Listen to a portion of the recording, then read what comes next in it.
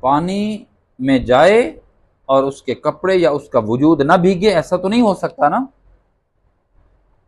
بندہ زندگی گزار رہا ہے دنیا کے اندر اور وہ محتاط بھی نہیں ہو رہا، کود پڑا ہے دنیا کے اندر۔ یہ کیسے ہو سکتا ہے کہ دنیا کی محبت اس کے اندر نہ آئے، دنیا کی جو ضرر ہیں وہ اس کو نہ پہنچیں، یا دنیا کی جو نحوست ہے وہ اس کو نہ پہنچے؟ یہ کیسے ہو سکتا ہے؟ معارف الحدیث دوسری جلد صفحہ نمبر 70 میں حضرت نے یہ حدیث لکھی ہے۔ حضرت انس رضی اللہ تعالیٰ عنہ فرماتے ہیں کہ ایک دن نبی کریم صلی اللہ علیہ وسلم نے فرمایا، بتاؤ ایک بندہ پانی میں جائے اور اس کے پاؤں نہ بھیگیں، اس کا بدن نہ بھیگے، ایسا ہو سکتا ہے؟ حضرات صحابہ کرام نے کہا نہیں، پانی میں جائے گا تو وہ پانی سے متاثر ہوگا اور ملوث ہوگا اور بھیگے گا، پانی اس کو لگے گا، اس کے بدن کو لگے گا، اس کے کپڑے کو لگے گا۔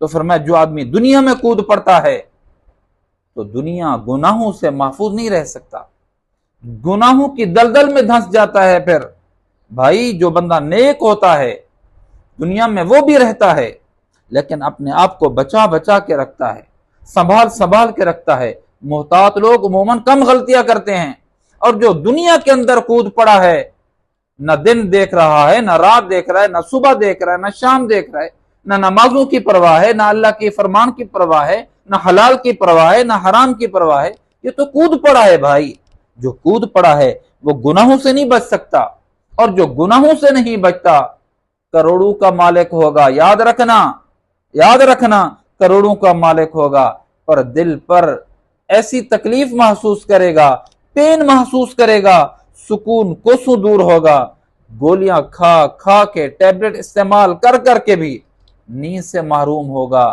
کیوں؟ یہ دنیا میں بنا سوچے سمجھے کود پڑا ہے، تو اس کی نحوست، گناہوں کی نحوست، دنیا کا ضرر اور دنیا کے جو پریشانیاں ہیں، حوادثات ہیں، وہ ضرور اس سے متاثر ہوگا۔ دنیا کے اندر رہنا ہے تو اپنے آپ کو سنبھال کے رہو، دنیا کے اندر رہنا ہے اپنے آپ کو بچا کے رکھو۔